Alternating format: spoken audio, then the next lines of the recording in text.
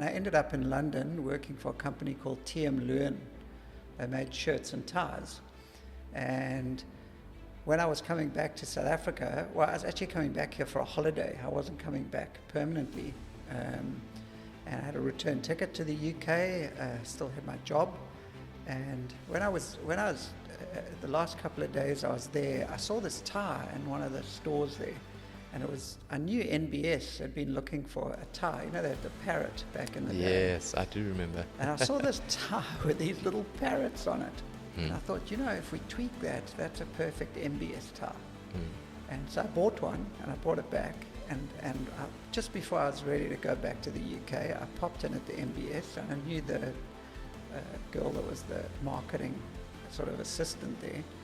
And I said, hey, I popped in to say, how's it? And I bought you a tie. I think you guys could maybe use this. She said, wow, that's perfect, We just tweak this, tweak that. It's a perfect tie for us. She said, come. So I got dragged into her senior marketing director's office. She was like, wow, perfect. Straight through to the managing director. The guy said, perfect. How quickly can you do me 10,000? And that's how Holmes Bros started. Jeepers. 10,000 ties for the MBS. 1994, December 1994. Yeah. I went to Game and bought a cell phone, and I was in business the next day. Hey everyone, welcome to another episode of the Expect Performance podcast. Today with me is Laurie Holmes from the famous clothing brand, the Holmes Bros. In this episode, you will see me kitted head to toe in Holmes Bros gear, and it's personally one of a favorite clothing brand of mine. And if you like it, then you should go and check them out at any one of their stores, including their online store, where the link is in the show notes. In this episode, Laurie and I discussed the remarkable beginnings of Holmes Bros, going all the way back to 1994, as well as pertinent questions in business like when is it time to take a risk to accelerate the growth of the business, and on the flip side of that coin, when is it time to take stock and to remove your ego and acknowledge that something that you've attempted hasn't worked, and it's time to restock, recalibrate, and reassess and change paths. This is a wonderful episode for local business and anybody that loves and pays attention to local business. And there's a strong local and South African feel to the Holmes Bros and the efforts they make to support the local economy throughout their products, and the local flavor to all of their design work and artwork. Please like, share, subscribe, and enjoy.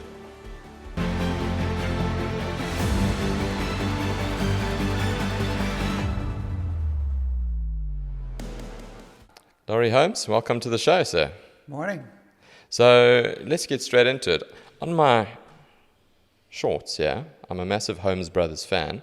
I'm kitted out with Holmes Bros today. On the shorts it says, with the purchase of a Holmes garment, you can take pride in the fact that you bought something designed in South Africa by people who love what they do. That's a good place to start. Why did you put that on the shorts, and why is that important to you and the team at Holmes Bros? We started this really, it just sort of kind of happened. Mm-hmm. It wasn't really we're going to start a clothing brand. I started shaping surfboards in the garage when I was 14 because I couldn't get the boards that I wanted. Yeah. They all thought I was mad, all the local surfboard manufacturers. And in those days I wanted to be a pro surfer, but I had no talent. So I started making boards, the ones that I wanted. And very quickly I was making boards for people at school and friends. And then it kind of evolved once I got to, out of school. I studied fine art. And then when I was doing fine art, I started modeling actually for pocket money. Mm-hmm. And I met a lot of people in the industry. I thought, hey, this is cool, and started then fiddling around with putting my surfboard logos onto T-shirts and making shorts, and it really just sort of evolved from there. Yeah. Yeah. And why is it important that you've made mention of the fact that it's designed in South Africa by people who love what they do. Well, that's really why we got into it, because we love designing. We just love this aesthetic. It's a passion. My wife always says, I don't have a business, I have a hobby. Yeah. Well, that's it, isn't it? Isn't that the dream, huh? It is, yeah. And it's somehow managed to pay the bills for 30 years. Yeah, so inception in 1994, obviously a big year for South Africa that year. Absolutely. So take me through that journey. You made reference to it already with the origins of the surfboard, etc. But it's evolved now over a 31-year journey. Yeah. Has the business ended up now how you envisaged it originally? Well, I thought I'd be retired and sitting in Hawaii by now. Yeah. The dreamer, the optimist. But short of that, it is really where we wanted to end up, I suppose. Yeah. And how has that evolved? So you went from surfboards, then into board shorts. How did we get into this clothing line where, I know your shirts are incredibly popular. You've got such a wide variety and range of different styles as well. So how did this all start to evolve from just surfboards to then full-on clothing? So actually quite a weird journey. When I first started out, I knew it's incredibly difficult to get a brand off the ground and make money. So I kind of fell into doing some corporate clothing. And I seem to be quite good at this, bizarrely enough, because I'm not really a corporate kind of guy. Never worked in a corporate environment. But I offered custom-made clothing into the big sort of Unilever, and it was NBS Bank and those kind of companies in those days. And in those days, you could only get catalogs for corporate. They could do a golfer and they could put your logo on. Yes. So I came in and said, I'll make you whatever you want. And it was quite successful from that point of view. It's actually a really weird story how I ended up in South Africa. So I worked for an ad agency here, and I did exactly that. I did some quite big brands. We designed the Comrades Marathon the one year. And then I went traveling for a year. My brother and I just packed up end of 93, and we did pretty much a year just cruising, surfing, seeing the planet. Yeah, that's awesome. Yeah, it was a really amazing year. And I ended up in London working for a company called TM Leuven. They made shirts and ties. And when I was coming back to South Africa, I was actually coming back here for a holiday. I wasn't coming back permanently. And I had a return ticket to the UK, still had my job. And when I was the last couple of days I was there, I saw this tie in one of the stores there. And I knew NBS had been looking for a tie. They had the parrot back in the day. Yes, I do remember. And I saw this tie with these little parrots on it. And I thought, if we tweak that, that's a perfect MBS tie. And so I bought one, and I brought it back. And just before I was ready to go back to the UK, I popped in at the MBS, and I knew the girl that was the marketing sort of assistant there. And I said, hey, I popped in to say, how's it? And I bought you a tie. I think you guys could maybe use this. She said, wow, that's perfect, We just tweak this, tweak that. It's a perfect tie for us. She said, come. So I got dragged into her senior marketing director's office. She was like, wow, perfect. Straight through to the managing director. The guy said, perfect. How quickly can you do me 10,000? And that's how Holmes Bros started. Jeepers. 10,000 ties for the MBS. 1994, December 1994. Yeah. I went to Game and bought a cell phone, and I was in business the next day. Cracky Moses, man. Yeah. But you see, this is what blows my mind is the people that I've had on the podcast before have been all very successful in their own right with whatever they've decided to pursue and have some stories of adversity to overcome. But with the people who are deemed to be successful, the underlying theme of luck comes along, a lot of it, and it's something that people don't necessarily talk about very often. It's all about the grind, and it's about work hard, and believe in yourself and believe in your dreams and all of that. And it's very easy to say that, but not many people who've made it actually say, you know what, yeah, I did all of those things, but part of it was also just bloody lucky, So like I hear that story, and that's unbelievable. But I also think to myself, what are the chances? What are the odds? That you see that tie, that it blows my mind, those things. And like, where would you be if you didn't see that tie? And would you have come back to South Africa? We wouldn't be having this discussion. It's like you wouldn't be surfing on the Durban beachfront most mornings, doing all of those things. Yeah. It's crazy, man. Doesn't it blow your mind when you think back to it? It does. And we've had numerous things like that over the years, like just completely random, bizarre stuff, which has ended up completely changing the business. Can you give me another example? Probably the best one was, Japan. The retail in Japan is possibly the best in the world. Tokyo is insane. Mm-hmm. I go every year for inspiration. Really, eh? Yeah. I mean, compared to Europe or anywhere else, you can't beat that 3 kilometers square in Tokyo. Serious? Yeah, it is the best retail on the planet.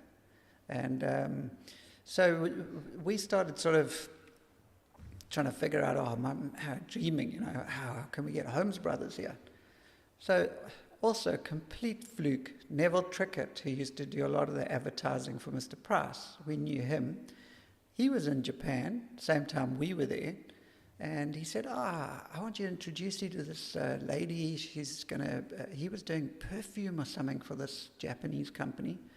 And so he introduces us to this lady over there, Kaori. And she just took an instant liking to what we were up to. And nothing really came of it. We showed it around the couple of the stores there, and she tried to get it off the ground, but no luck. And then we were wandering around the following year in Tokyo, and Gary got chatting to one of the guys in one of the mini chain stores there called Freak Store, of all names. And the guy said, I really like the way you dressed and like your vibe. He said, you got a catalog? So Gary had a catalog in his bag, gave him the catalog. Didn't think anything else of it. 3 months went by, and we get an email. It's Utah from Freak Store. We want to buy a range off you guys. And we had 3 weeks to put it together. We put this thing together. We flew to Japan. We took surfboards. We took African masks. We took biltong. Yes. And the full-on South African experience. They gave us a wall, probably like 5 meters by 3 meters, which we could turn into a Holmes wall. Yes, that's cool. And they gave us 3 weeks to sell our merchandise there. And we sold out in 4 days. Wow. Yeah, it was insane. Yeah, that was 2017 or 2018. Okay. Yeah. And then has that evolved since then? COVID really killed that the whole Japanese thing. Is it? Yeah, they were locked down for about 3 years. Wow. And then that store then was subsequently bought out by one of the big corporates in Japan. And it's become huge now. There's Freak Stores everywhere. Oh, really? So it kind of closed that door. But that was also just complete fluke, Yeah. Jeez. Yeah, I must say, I have a particular interest in the East as well. Yeah. You probably will find a book here somewhere. Oh, no, it's on the table there. But like Zen Buddhism and that sort of thing, like I really, Wabi Sabi, that's the book that's back there. Okay. So the acceptance of everything that's imperfect and also nothing's permanent. Right. And I mean, it's one of my favorite books of all time. I leave it here because I'll open it up and I'll just read a couple of pages when I've got 5 minutes here or there. And it's just I find it such a balanced way of approaching the world. Yeah. So I fully subscribe to what you're saying about the East and all of that. And especially when it comes to things like business and growth, and people like to talk about like work-life balance, and I don't like that anymore. I've kind of changed my mind on work-life balance, because you never really achieve work-life balance. It sort of should be more harmonious. So you have work-life harmony. And like you said earlier, your wife jokes about you've got a hobby that pays you, you know. So like, if you really enjoy what you do, does it count as work? You know, does it? There's obviously at times it comes with its stresses, it comes with responsibility, but there'll be times when you have to be quite fluid and liquid about the whole thing. There'll be a week where, you know, your work-life balance is 90 work, 10 rest.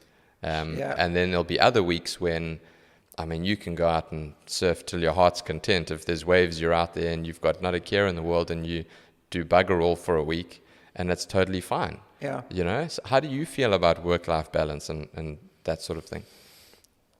Yeah, exactly the way you've described it. There's a famous quote which said that true master of life is somebody that doesn't have any difference between work and play. I forget who said it, but it was somebody from the East. Yes. Yeah. But it's always stuck with me. Yeah. Yeah, that's the thing, is that people spend so much of their lives at work. 9 to 5, 8 to 4, however you want to paint it. Yeah. And if you don't like it, what are you doing? Absolutely. And you know, the other thing the Japanese do so well is they have a philosophy. It's actually part of their Shinto Buddhism, where if you make something or you do something and you don't do it to the best of your ability, you're actually offending the gods. Yeah. Oh, that's cool. That's why the Japs are so good at everything they do. You know, they started making whiskey 20 years ago. Now they make the best whiskey in the world. They started making denim in the 70s. Now the best denim in the world comes from Japan. You know, and that it's from that philosophy. And that's why whenever everything that you see there is so well done. Yeah. Yeah. And I think it all stems from that. Whereas Western, it's all about, to a large extent, how can we cut corners? How can we, you know what I mean? Growth. Just grow. Get bigger. Not creating something that's really special, that we're really proud of, you know. And I think that's something that we should strive for more. Yeah. There's a story came out of that book, Wabi Sabi, as well, about a Buddhist monk, and he would head out of the temple and he would rake the leaves, and he'd rake the entranceway and the paving perfectly, pack all the leaves away, and so that the pavement and the walkway was perfect. And he wouldn't go inside and carry on with the rest of his day until one leaf had then dropped from the tree and then fallen onto the pavement, because it was an acceptance, and then he'd leave that leaf there and then he would go. Because it was an acceptance of everything that is impermanent and nothing is perfect. So you might clean that paving, you might rake all the leaves, but soon enough there's going to be another leaf that drops. And you have to be okay with that. And you have to be okay and love the impermanence and the imperfection of it, of that one leaf being there. And I can't remember the term, but it was it's like pottery. There's a craftsmanship to if something breaks. So if something is imperfect, it actually holds more value than the perfect mug, for example. And then the mug might break and shatter, but then they put the pieces of the mug back together with gold. 100%. And then it's more special. And it's more special, and it holds then more value, because there won't be another mug or cup like that in the world, because no cup is going to shatter exactly the same. And it's also, I think, an appropriate message for business and small business. Absolutely. Is that nothing is perfect, and you have to be willing to pivot to move this direction, to move that direction, to not be so sentimental about your ideas either. Don't hold them so close, you know. Have a good idea, move with it, pursue it. If it doesn't work, don't hold on to it. Move in another direction. Be okay with sometimes good is better than perfect, because if you always wait for something perfect, you don't get anything done. Absolutely. And I think the only thing that's guaranteed in life is change. Yeah. And if you can accept that, especially with business, and like you said, you're able to pivot and keep moving with the times, and trying different things. You can't just keep doing the same thing year in, year out. You actually got to take risks and try different things. And probably 9 out of 10 of them don't work. Yeah. But it's just those golden ones that come through, which end up being a whole new avenue in your business. Yeah. What hasn't worked that you've tried at Holmes Brothers? A lot. What comes to mind? Whenever we go away from our ethos too much, I mean, that you really can't move from your ethos, like your design, like you were saying, you know, your sort of design handwriting. You can't go away from that, but you need to pivot within that. And I mean, we've got a couple of sort of pillars that we have in the brand. You know, it's got to have a sense of humor. It's got to have a craft, handmade sort of feel to it. And it's got to be locally inspired. Those are kind of our 3 pillars that every garment should have. Not all 3. Some have 1, some have 2, some have all. Yes. You know, but those are our main goals that we try and stick to. And I think when you go too far from that, it doesn't work. Yeah. So there's this blend between evolving with fashion and what's relevant and fashionable at the time, but then staying true to the ethos and the pillars that is the brand of Holmes Brothers. Yeah. So you've got to, you know, fashion or menswear. I mean, we do some ladies, but I would say we're majority driven by menswear. And menswear evolves very slowly, but it's the shapes in menswear that change. It's not really the handwriting. Okay. Like if you look at a brand like Stussy, it looks exactly the same as it did in 1995, but the shapes are different all the time. So trousers, I mean, you've seen over the last 7 years, we've had the biggest swing in fashion in a long time. We went from completely skinny, skin-tight T-shirts, pants, everything with Lycra in it, to where we are now, where we're probably at the peak of bagginess again, where everything is oversized. It's combat trousers. I mean, you see what the youngsters are wearing now. I mean, it's maxed out. Really, eh? Yeah, and with that goes the chunkier shoes, because it doesn't look right if you've got a skinny shoe. Got you. So South Africans are very slow to change. There's still a lot of oaks and skinny stuff. But they will eventually. They'll switch over. They will slowly switch over, but that's what evolves with menswear. So that's why you've got to travel and you've got to be on top of those little changes. And a menswear can be very small, but it suddenly just doesn't look right. And often a customer will not know what's wrong with it, but they won't buy it because it just doesn't feel right. You know what I mean? It just they put a shirt on and it just doesn't sit right, and it doesn't look the way everything they're seeing, you know, it doesn't relate to what they're seeing, and they won't buy it.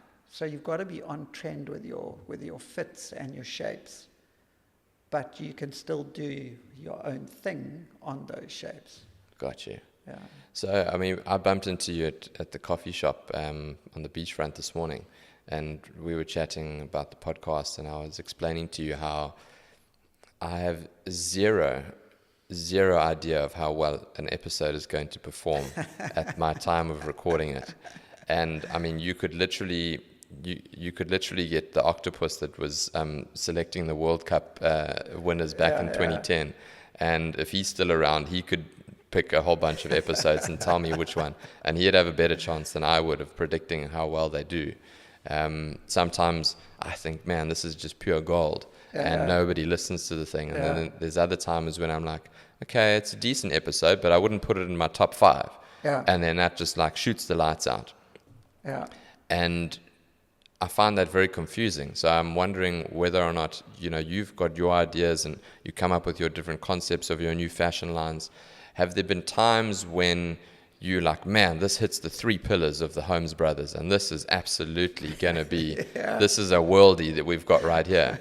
And then it doesn't sell like you think it's going to sell. And then on the opposite, you're like, it's lukewarm. Like we're there, but it's lukewarm. And then that thing just goes.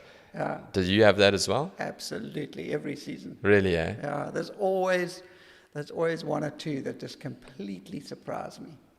And both ways.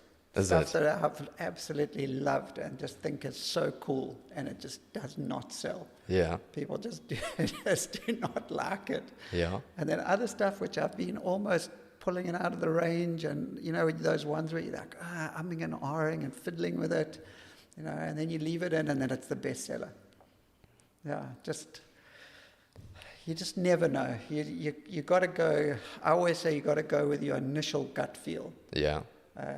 If you like it when you first see it, you're probably right, or at least 80% of the time you're going to be right. But we have had a few like really wrong ones over the years. Oh, really? Yeah. Yeah. Is there one that comes to mind?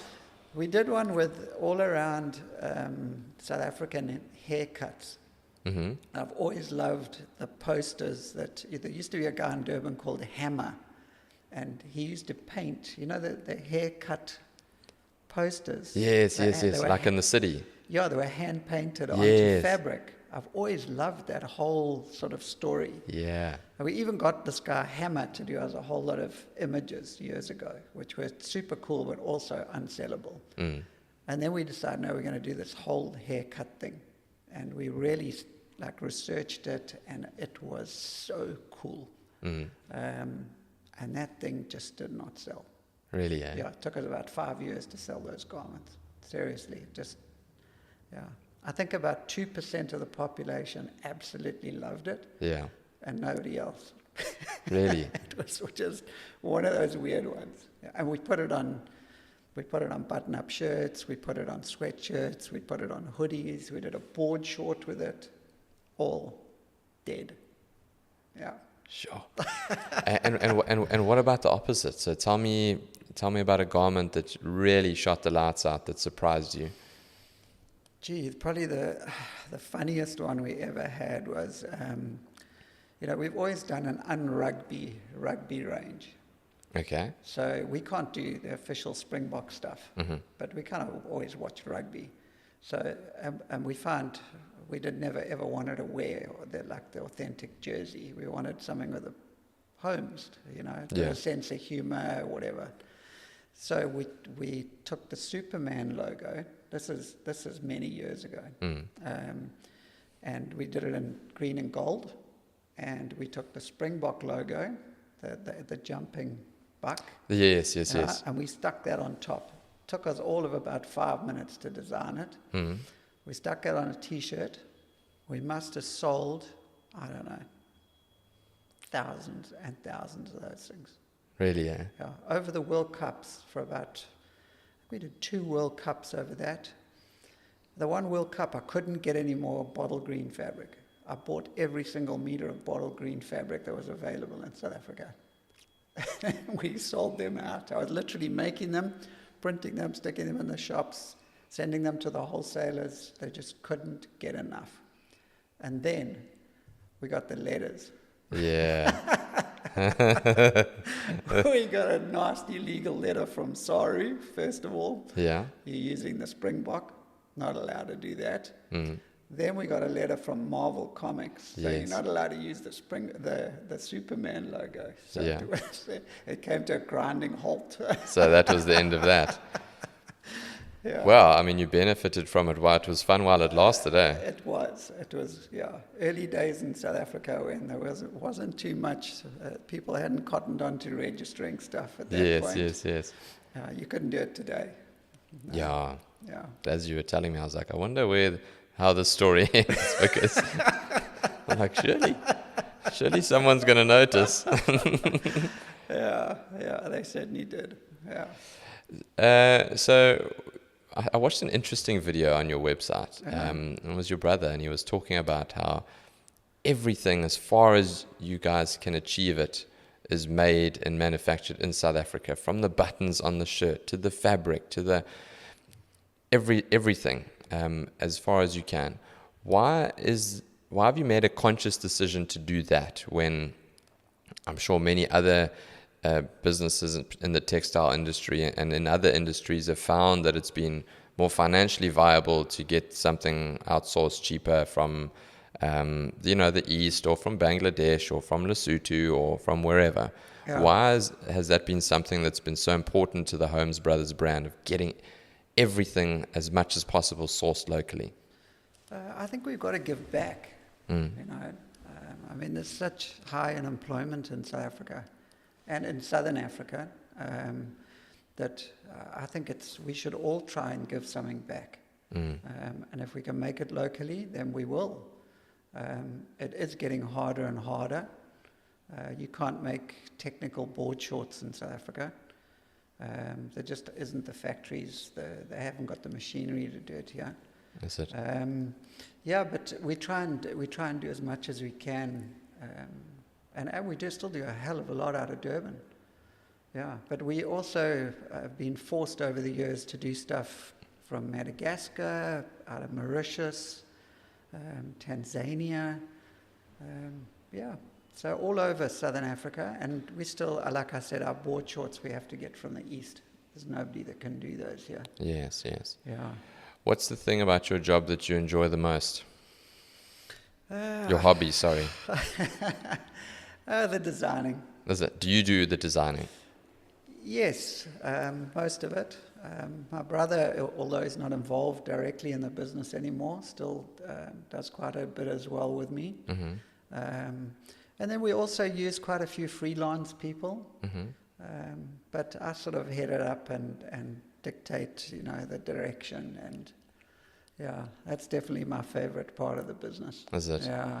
How far in advance do you prepare these sort of things? You've got your winter range and your summer range. How far in advance are you working to get all of that out on time within the season?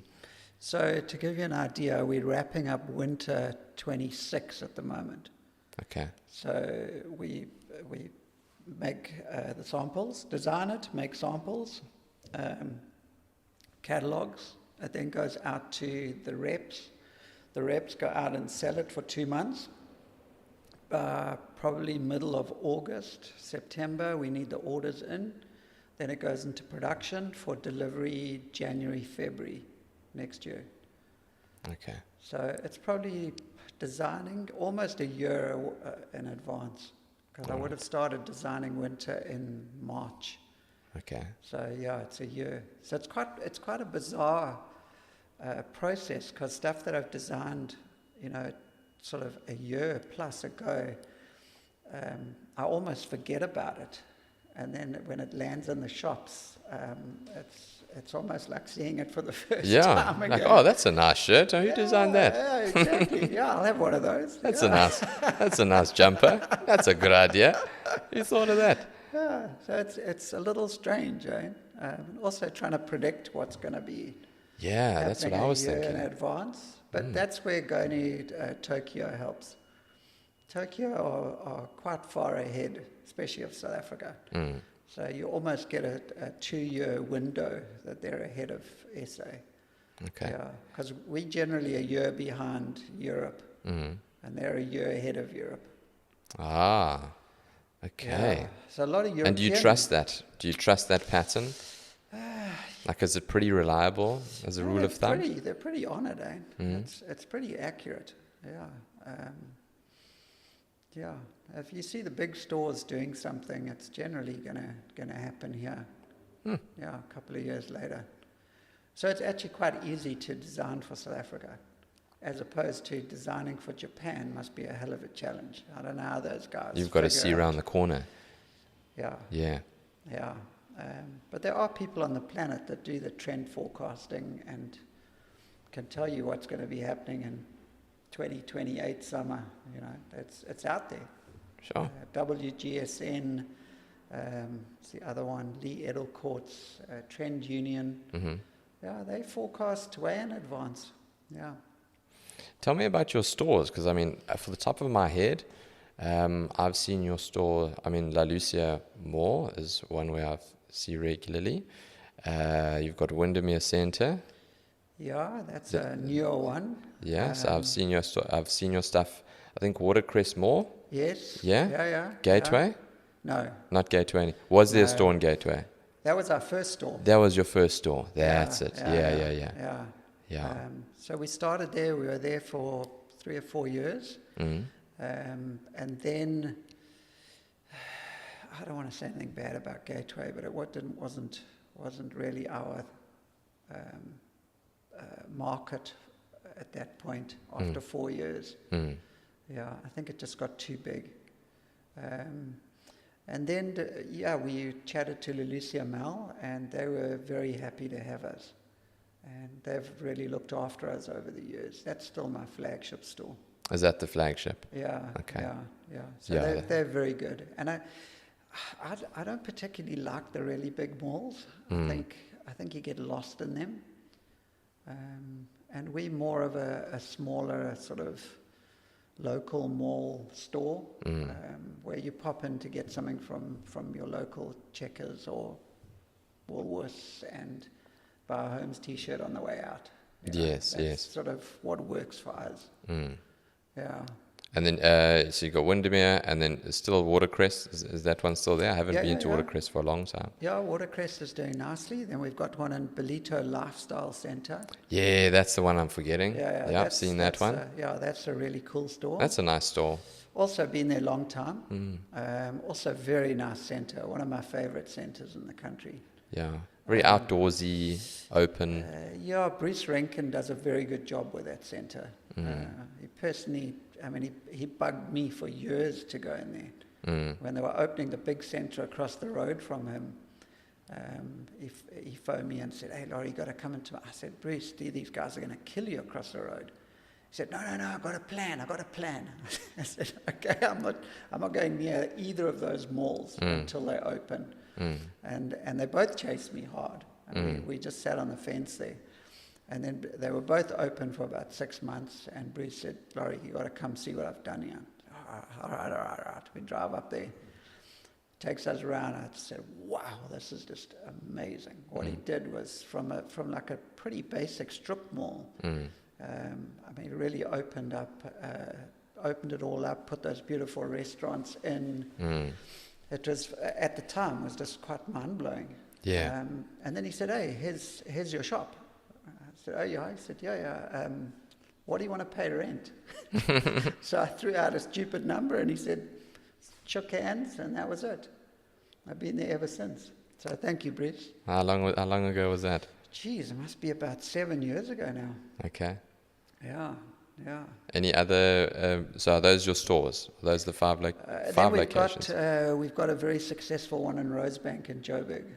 Ah, didn't know that. Very cool. Yeah. Also, just expanded it about 3 years ago. That's also a very, very successful store for us. Yeah. And are there ideas and visions of expanding further into different provinces? Expanding more further into KZN? What's the? We've had a few misadventures in Cape Town. Yes. Cape Town is extremely hard to get right, especially with not living there. They have very tough winters for retail. Is it? Very tough, yeah. Because I think about 30% of the population there are foreigners now. in summer. In the summertime, yeah. So summer it rock and rolls if you're in the right place, but then winter it's tough. Feast or famine. It is. It is. So we don't have anything down there at the moment. We had a store in Stellenbosch, which was okay, but also expensive to run, being significant distance from Durban. Yeah.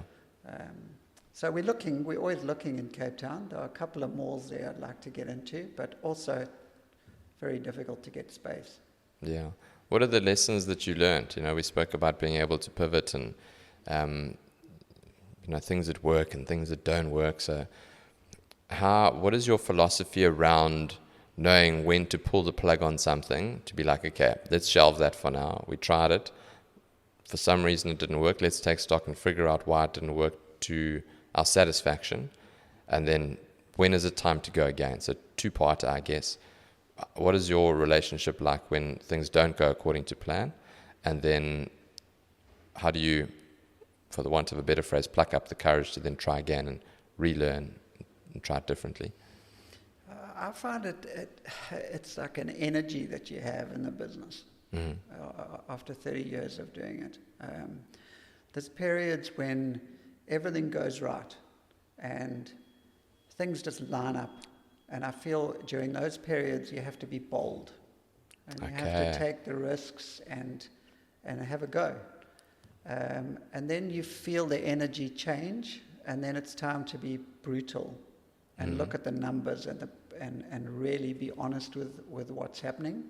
And if it ain't working, you need to walk away and not take it personally. You can't get all upset when you open a store and it doesn't work, because it just goes with the territory. Like designing T-shirts, opening shops, it's not a science. Windermere Centre should not have worked, but it did. Yeah, we were in the waterfront. It should have worked. It was the worst shop I ever had. Really, eh? V&A Waterfront. V&A Waterfront. I mean, prime real estate. Prime and expensive. I can imagine, yeah. Yeah, worst retail experience I ever had. Really, eh? Yeah. Cracky Moses. Hands down. Should have been the best. Should have been the best.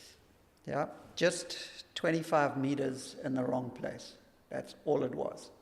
25 meters. Wow. Yeah. That's what I put it down to. Yeah. How so? Explain that dynamic to me. Just foot count. Yeah. We were just off the beaten track. We were just too far off. Yeah. We just weren't visible enough to get the foot count. Oh. And the foot count that we did get was the wrong foot count. Okay. Yeah. Wasn't your target market. Wasn't our target market, and we thought it would be. We were next to a big Spur in there, and in Durban, Spur is. I mean, we all took our kids to Spur. It was like a thing. And Waterfront, I thought it's going to be my market, and that's where we used to hang out when our kids were 3-4 years old. They have the playground. It's like this whole vibe for kids. It wasn't our market in the V&A. Yeah. Really? Yeah. So what about the flip side of that? Windermere Centre. You had reservations, didn't have high hopes, and then the opposite. They offered as a pop-up there, and I just thought, it's not our market. It won't work. And they said, no, offered us a really good deal. We said, okay, we'll take it for 3 months. Yeah, and it's traded really well. We've now got a permanent store there. Yeah, so you can't call it. Yeah. Yeah. Got to roll with the punches. You got to roll with the punches, and you got to just keep opening them and trying different places. You can't stop.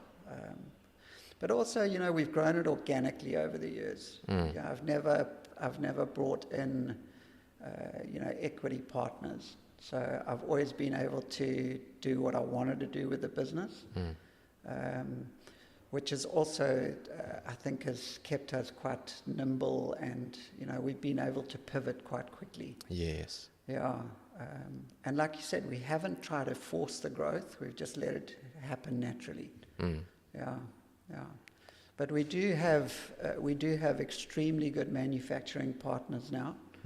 About 5 years ago, we got it as big as we could with the resources we had. We had our own factory. We had a fairly big premises, a lot of employees, basically a warehouse full of fabric.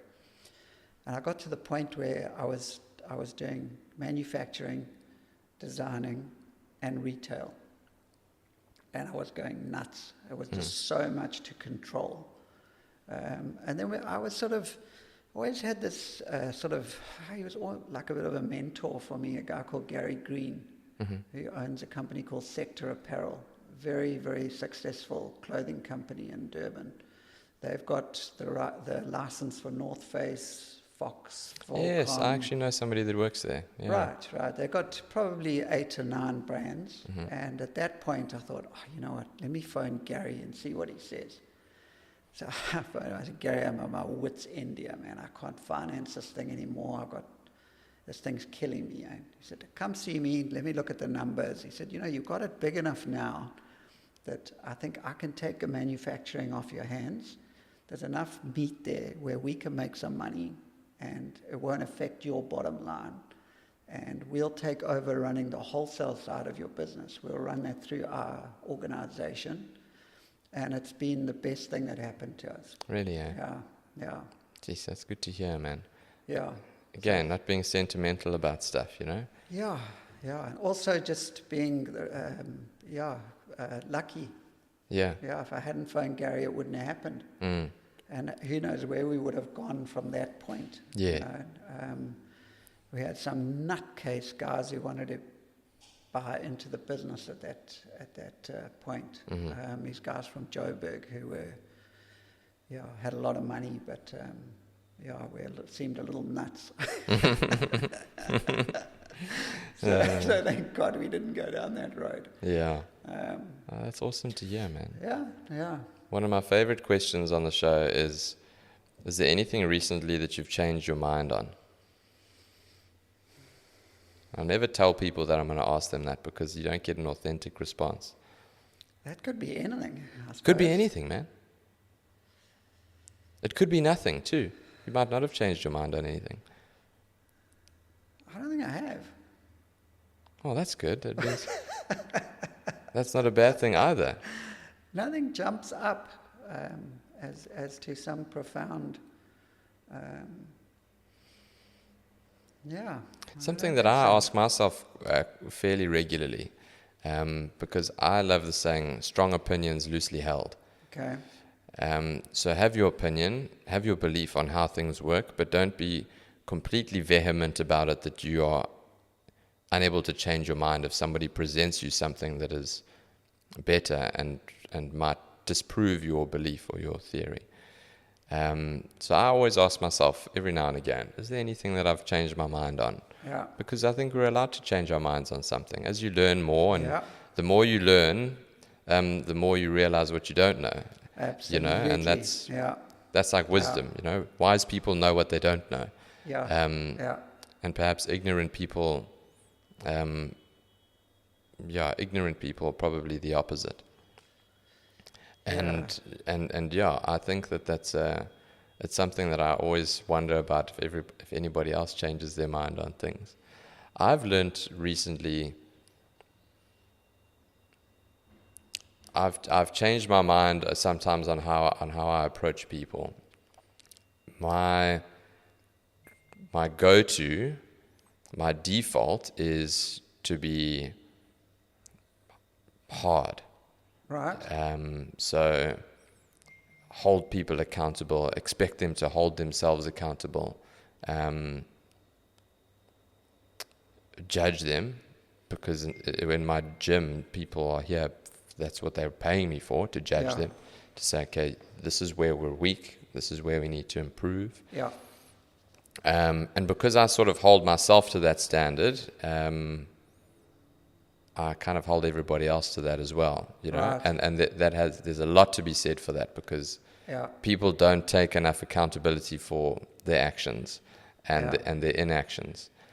But then at the same time, I've pivoted in the sense where I've tried to be more compassionate and understanding why people do the things that they do, and maybe not knee-jerk to my hard toughness. Right.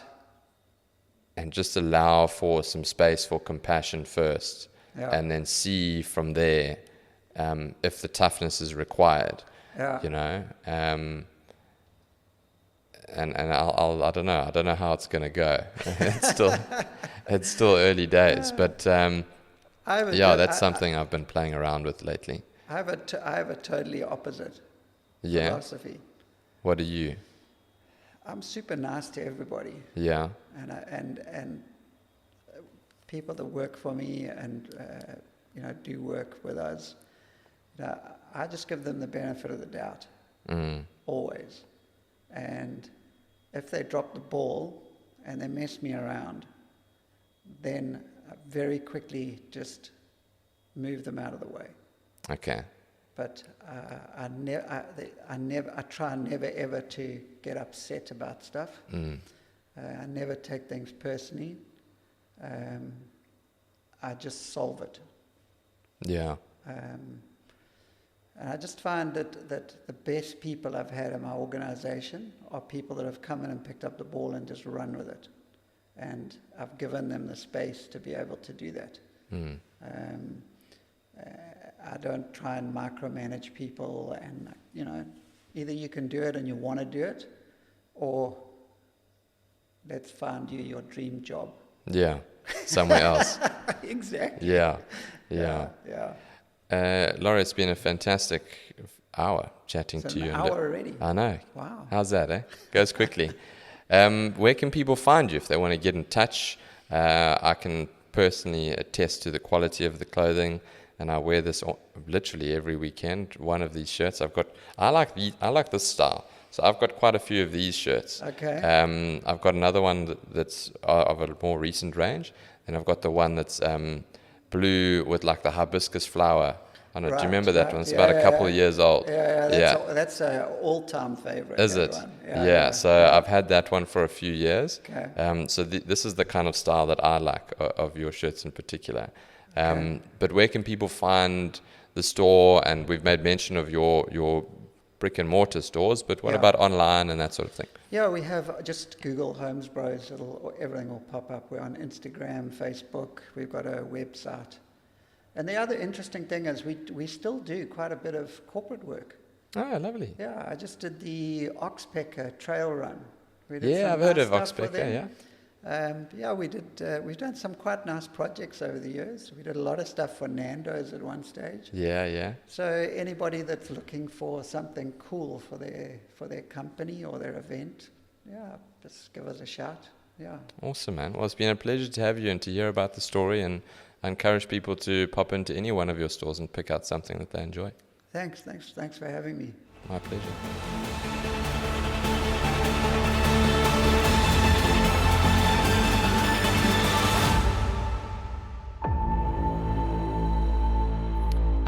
Not so fast. It is such a cool feeling when I see that Spotify subscribers number increase on the weekly, when I see the number of people listening to the episodes going up, and it really makes a huge difference. Have you ever done something and you feel so good when you get rewarded by some positive feedback and you really feel like you're making a difference?